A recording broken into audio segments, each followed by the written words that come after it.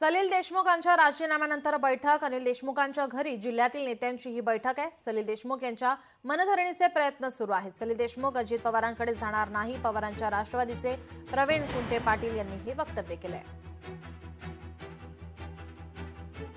चर्चेतनं अनेक नाराजी लहान असेल की मोठे असेल, चर्चेतनं अनेक विषयाचा मार्ग निघत असतो आणि प्रश्न राजकारणामध्ये समाजकारणामध्ये संवाद हा महत्त्वाचा आहे।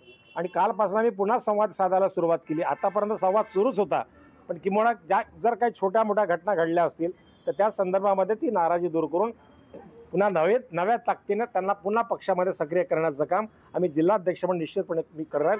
एवढंच मला या ठिकाणी माझं मत मांडायचं आहे। पवार साहेबांवरती निष्ठा ठेवून काम करणारा तरुण चेहरा, ज्या वेळेला आमचा पक्ष संकटामध्ये होता त्या वेळेला जिल्ह्याच्या राजकारणामध्ये आमच्या पक्षाला मजबूती करण्याचं काम सलील देशमुखांनी केलं।